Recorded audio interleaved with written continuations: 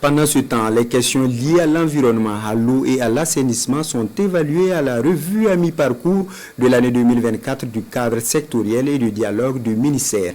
Hier mardi, les différents acteurs concernés se sont réunis pour plancher sur le renforcement des dispositifs de suivi, évaluation, de programmation et de reporting de la mise en œuvre de la politique nationale de développement du secteur. Le point avec Moussa Ouedraogo et Frédéric Nikiema.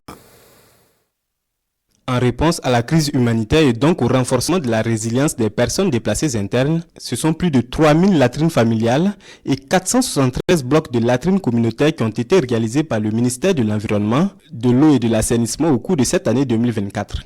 Autant de réalisations à mi-parcours de l'année 2024 pour ainsi empêcher le basculement des populations dans la radicalisation et l'extrémisme violent.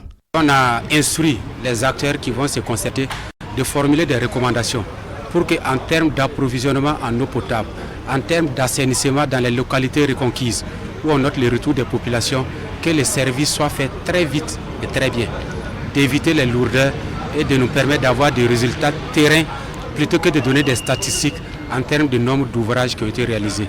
On veut constater sur le terrain qu'il y a l'eau pour les populations là où il y a le besoin, que les latrines sont réalisées là où il y a le besoin, que les caniveaux sont réalisés pour évacuer les eaux de pluie. De nombreuses réalisations inscrites dans les priorités du gouvernement de la transition en vue du relèvement des PDI. Et pour ce relèvement, l'exécutif peut compter sur ses partenaires techniques et financiers, représentés ici à ce cadre sectoriel du dialogue. Nos contributions au niveau financier, vous allez voir entre 2020 et 2024, le chiffre a pratiquement doublé. À peu près 90 milliards, aujourd'hui on est à peu près à 190 milliards de francs CFA. À cette rencontre bilan, le premier responsable du ministère en charge de l'environnement lance un appel aux acteurs à soutenir l'initiative présidentielle, la bataille de l'eau, qui sera bientôt soumise à l'approbation du Conseil des ministres.